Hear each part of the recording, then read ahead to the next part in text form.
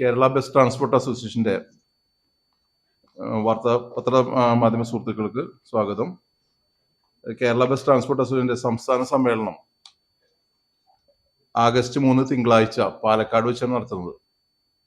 ഉദ്ഘാടനം ചെയ്യുന്നത് ഗതാഗത വകുപ്പ് മന്ത്രി CP ജോൺ ആണ്. മറ്റു വിഷയങ്ങൾ സംസ്ഥാന പ്രസിഡന്റ്.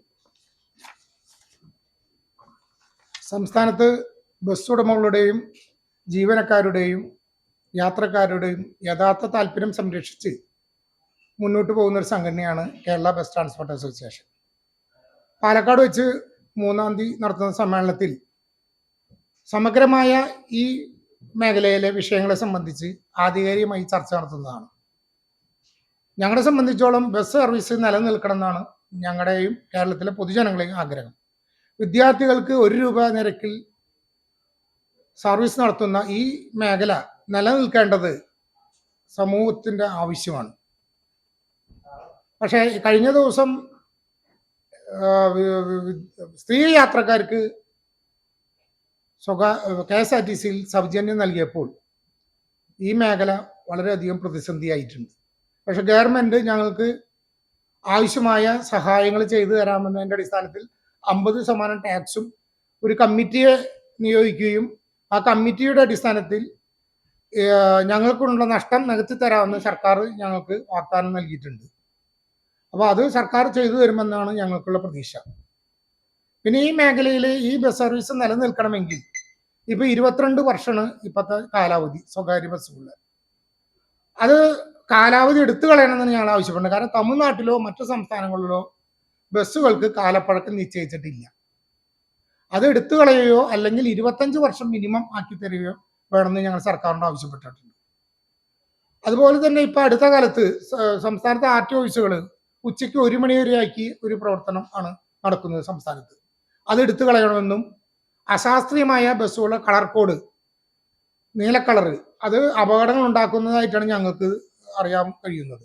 കാരണം ഒരു അപകടം സംഭവിച്ചാൽ വാഹനം കണ്ടുപിടിക്കാൻ പോലും പറ്റുന്നില്ല. അതുകൊണ്ട് കളർ കോഡ് എടുത്തു കളയണമെന്നും പിന്നെ ഈ ഓൺലൈൻ സംവിധാനം ഇന്ത്യയിലെ എല്ലാ സംസ്ഥാനങ്ങളിലും RTO സംബന്ധമായ സേവനങ്ങൾ ഓൺലൈനിലാക്കിയപ്പോൾ ഇവിടെ ഫീസ് മാത്രം ഓൺലൈനാക്കി രേഖകൾ RTO ഓഫീസിൽ കൊണ്ട് വരണം എന്ന നിബന്ധന എടുത്തു കളയണമെന്നും ഓൺലൈൻ്റെ യഥാർത്ഥ സൗകര്യം ഉടമകൾക്ക് പൊതുജനങ്ങൾക്ക് ലഭിക്കണമെന്നാണ് ഞങ്ങൾ ആവശ്യപ്പെടുന്നത്.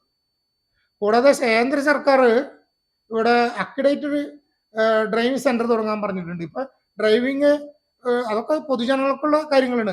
ഡ്രൈവിംഗ് പഠിക്കുന്നതിന് അത്യാധുനിക രീതിയിലുള്ള അക്രഡിറ്റഡ് ഡ്രൈവിംഗ് സെൻറ്റർ പക്ഷെ അത് ഏർപ്പെടുത്തിയിട്ടില്ല. അത് ഇപ്പോഴും മോട്ടോർ വെഹിക്കിൾ ഇൻസ്പെക്ടർമാർ കൈക്കൂലി കിട്ടുന്നതിന് വേണ്ടി അത് കയ്യിൽ വെച്ചിരിക്കുക.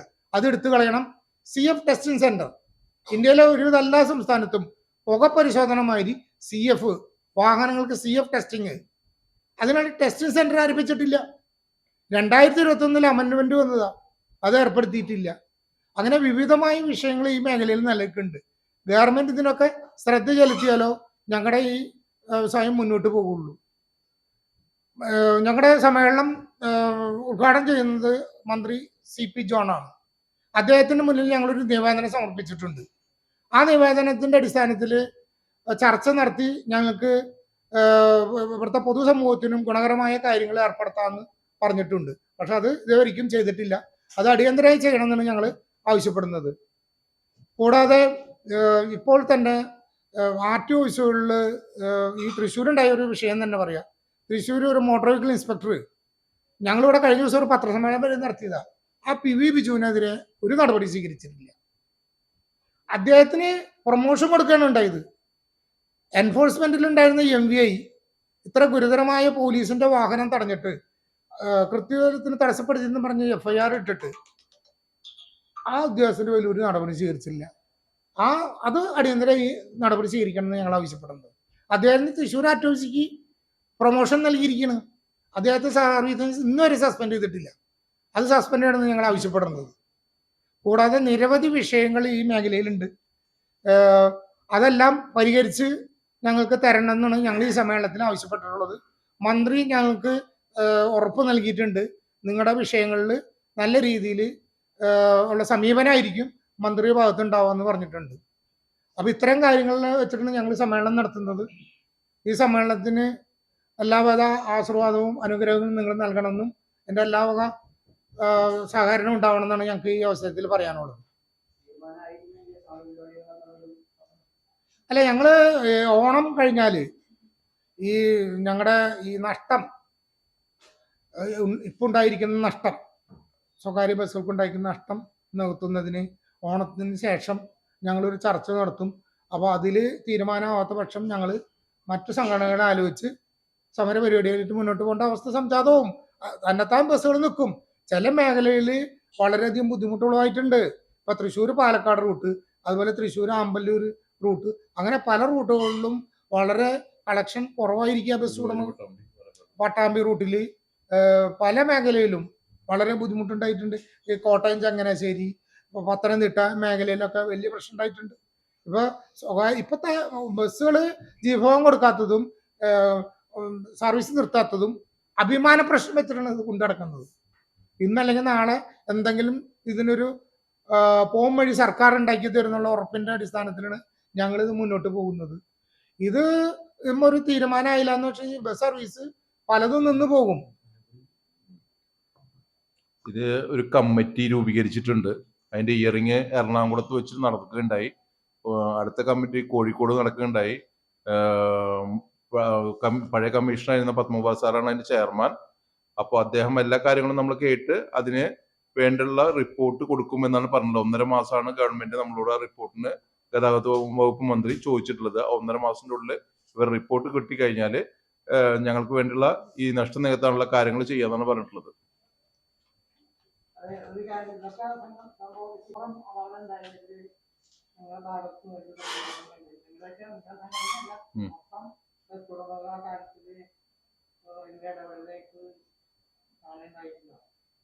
അത്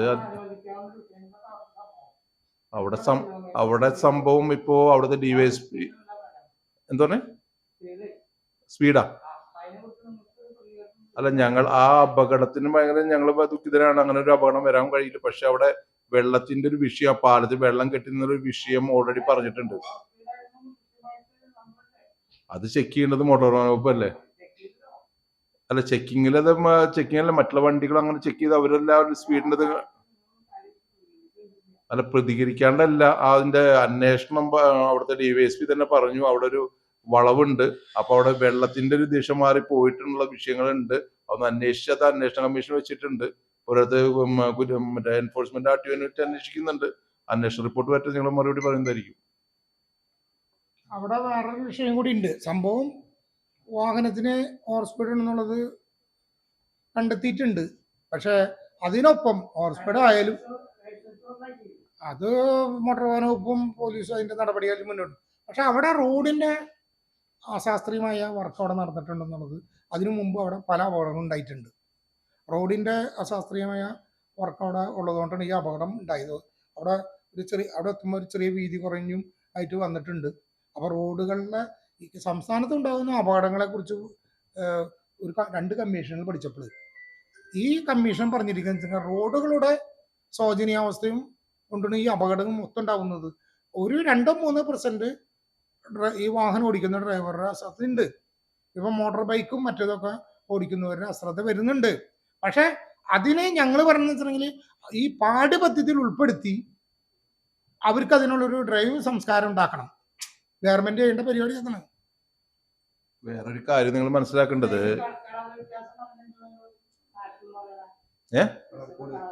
കളർ കോഡ് എന്ന് വെച്ചാൽ നമ്മളെ ഈ അപകടം എന്ന് വെച്ച് കഴിഞ്ഞാൽ ഒരു വയസ്സായ ആൾക്ക് നീല ബസ്, ഇപ്പൊ നമ്മളെ ശക്തൻ സ്റ്റാൻഡിന്റെ അപകടം നടന്ന് അതല്ല നമ്മളെ ശക്തൻ സ്റ്റാൻഡിൽ തന്നെ ഒരു അപകടം വന്ന് ഒരു മരണം ഉണ്ടായിട്ടുണ്ടായിരുന്നു. 8 ദിവസം വണ്ടി കണ്ടുപിടിക്കാൻ വേണ്ടി വന്നു. ഞങ്ങളോടൊക്കെ വിളിച്ചു ചോദിക്കേണ്ട ഗതിയോട് വന്നു. പണ്ട് കാലത്ത് നമ്മളെ ഏതെങ്കിലും വഴിക്ക് വേണമെങ്കിൽ ഒരു കളർ നോക്കിയിട്ടാണ് വയസ്സായുള്ള ആൾക്കാരൊക്കെ വണ്ടി കണ്ടുപിടിച്ചിരുന്നത്. ഇന്ന് ഈ നീല കളറായപ്പോൾ ഒരു വണ്ടി കണ്ടുപിടിക്കാൻ കഴിയുന്നില്ല. സത്യാവസ്ഥ കാര്യമാണ്. പിന്നെ ഈ അപകടത്തെ ചോദിച്ച ഒരു കാര്യം നിങ്ങൾ മനസ്സിലാക്കണം. 1 കിലോമീറ്റർ ഓടാൻ വേണ്ടി 1.5 മിനിറ്റാണ് മോട്ടോർ വാഹന വകുപ്പ് കോഴിക്കോട് വണ്ടികൾ ലിമിറ്റഡ് സ്റ്റോപ്പിന് കൊടുത്തിട്ടുള്ളത്. അത് ഗുരുവായൂരിന്ന് വരുന്ന വണ്ടി കോഴിക്കോട് വരുന്ന കുന്നംകുളം എത്തിക്കഴിഞ്ഞാൽ സെയിം ടൈമാ. ഇതൊന്നും നോക്കാതെ ആ ടൈമിംഗ് അറേഞ്ച് ചെയ്ത് കൊടുക്കണ മോട്ടോർ വാഹന വകുപ്പല്ലേ ഇതിന്റെ ഉത്തരവാദിത്തം ഏറ്റെടുക്കേണ്ടത്.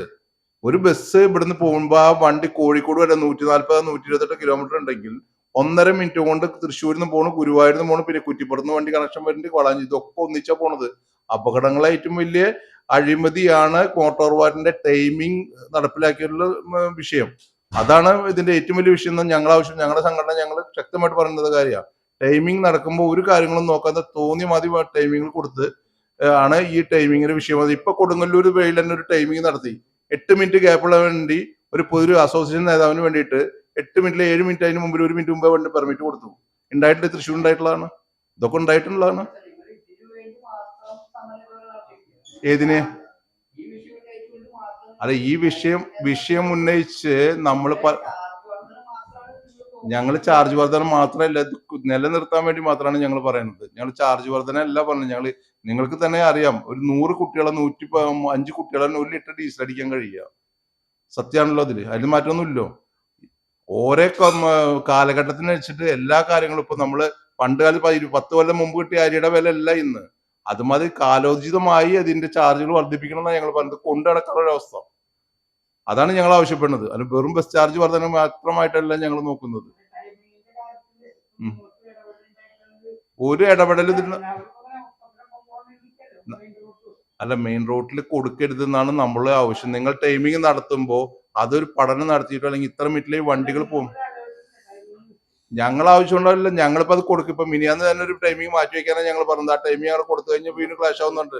ഞങ്ങളിൽ മാത്രമാണ്, ഈ സംഘടന മാത്രമേ ലെറ്റർ കൊടുത്തിട്ടുള്ളൂ മാറ്റി വെക്കണമെന്നുണ്ട്.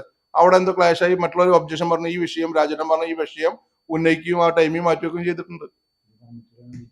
പിന്നെ പുതിയ പെർമിറ്റുകൾ കൊടുത്തുകൊണ്ടിരിക്കുകയാണ്. ടൈമില്ല, പുതിയ പെർമിറ്റുകൾ കൊടുത്തുകൊണ്ടിരിക്കുകയാണ്. അത് നിർത്തലാക്കണം എന്നാണ് ഞങ്ങൾ പറയുന്നത്.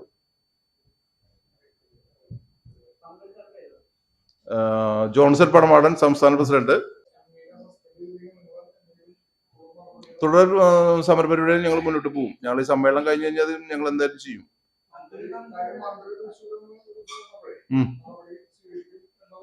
നടപടി ഒന്നും സ്വീകരിച്ചു കണ്ടിട്ടില്ല.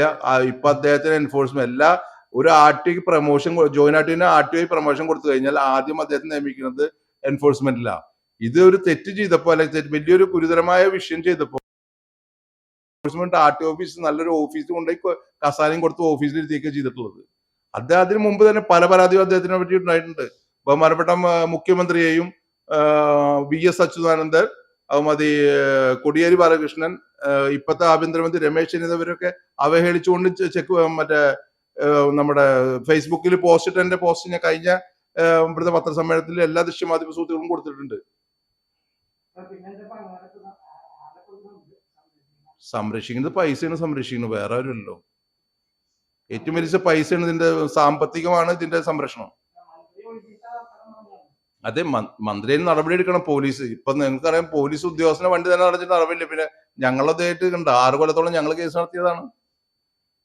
ഒരു 60 വയസ്സായ ഒരു സ്ത്രീയെയും ഒരു കുട്ടിയെയും നടുറോട്ടിൽ 4 മണിക്കൂറും പിടിച്ചിട്ട് നടപടി സ്വീകരിക്കുന്ന ഇവിടെ പറഞ്ഞിട്ട് അതിനുവരെ നടപടി സ്വീകരിച്ചിട്ടില്ല.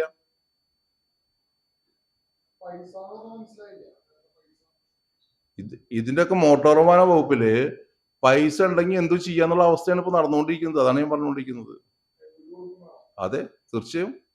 അതിന്റെ ഉദാഹരണമാണ് ഇത്രയും വലിയൊരു ഉദ്യോഗസ്ഥന് ഇത്രയും വലിയ തെറ്റ് ചെയ്തിട്ട് സംരക്ഷിച്ചുകൊണ്ട് തൃശ്ശൂർ ആർടി ഓഫീസിൽ കസാല കൊടുത്ത് എഴുതിയിട്ടുള്ളത്. അല്ല, ഞങ്ങൾ രണ്ടു പ്രാവശ്യം ഞാൻ അദ്ദേഹത്തിന് പരാതി കൊടുത്തിട്ടുണ്ട്. ഇനിയിപ്പോ മറ്റന്നാൾ കാണുമ്പോൾ ഒന്നുകൂടി ഞങ്ങൾ അത് ആവശ്യപ്പെടും. അതെ, അദ്ദേഹത്തിനോട് ഞങ്ങൾ ആവശ്യപ്പെടും. ഈ വിഷയത്തില് 7-ാം തീയതി സംഭവം ഉണ്ടായത്. 7-ാം തീയതി ഉണ്ടായിട്ട് 8-ാം തീയതി FIR അടക്കം ട്രാൻസ്പോർട്ട് കമ്മീഷണർക്ക് നേരിട്ട് സംഘടന നിവേദനം കൊടുത്തു. ഒരു സംഘടനകൾ ഇതുവരെ കൊടുത്തിട്ടുണ്ടാവില്ല. അതുകൂടാണ്ട് ഞങ്ങൾ മറ്റേ രമേശ് ചെന്നിത്തലയ്ക്ക് ഞങ്ങൾ നിവേദനം കൊടുത്തു, മുഖ്യമന്ത്രിക്ക് കൊടുത്തിട്ടുണ്ട്, ട്രാൻസ്പോർട്ട് മന്ത്രിക്ക് കൊടുത്തിട്ടുണ്ട്. പക്ഷെ ഇതെല്ലാം ഞങ്ങളുടെ സംഘടന മാത്രമേ ചെയ്യുള്ളൂ. ഈ ഉദ്യോഗസ്ഥന്മാർക്കെതിരെയും അതുപോലെ കൊള്ളുരായ്മയ്ക്കെതിരെയും ഈ ഏക പ്രതികരിക്കുന്ന സംഘടന Kerala bus transport association. Transport commissioner 9-ാം തീയതി അദ്ദേഹത്തിന് വലിയ നടപടി ഉണ്ടാവും, അയാളെ സസ്പെൻഷൻ ഉണ്ടാവും എന്ന് ഞങ്ങളോട് പറഞ്ഞത്. പക്ഷെ ഇത്രയും ഗുരുതരമായ കാര്യം ചെയ്തിട്ടും നടപടി സ്വീകരിക്കാതിരുന്നത് അത് വലിയ ഒരു സന്ദേശമാണ്, തെറ്റായ സന്ദേശം സമൂഹത്തിന് കൊടുത്തിട്ടുള്ളത്. ഞങ്ങളെ സംബന്ധിച്ചോളം അയാളെ സസ്പെൻഡ് അല്ല. ഇത് സമൂഹത്തിലെ കേരളത്തിലെ 3 കോടി ജനങ്ങള് ഈ വിഷയം ചിന്തിക്കും. കാരണം അർദ്ധരാത്രി ജീവന് സംരക്ഷണം കൊടുക്കേണ്ട പോലീസിന്റെ വാഹനം തടഞ്ഞ് ഇത്തരത്തില് കൊള്ളരായ്മ ചെയ്ത ഉദ്യോഗസ്ഥന് യാതൊരു നടപടി സ്വീകരിച്ചില്ല എങ്കിൽ പിന്നെ ഇവിടെ എന്തുണ്ടാവും മോട്ടോർ വാഹന വകുപ്പിൽ? ഇവർക്ക് ഈ മോട്ടോർ വാഹന വകുപ്പിൽ എന്ത് കൊള്ളരായ്മ ചെയ്താലും സംരക്ഷിക്കാവുന്ന തരത്തിൽ കുറച്ച് ഇവരെ കൂടെ കുറച്ച് ആൾക്കാരുണ്ട്. അതിന് അതിന്റെ അതിന് നേരത്തെ ഞങ്ങളുടെ സെക്രട്ടറി പറഞ്ഞത്. അപ്പൊ അതൊരു ഗുരുതരമായ വിഷയമാണ്.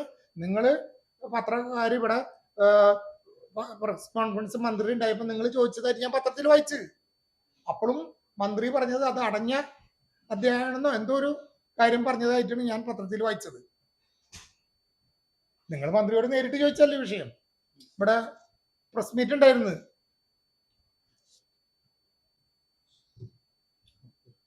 നന്ദി.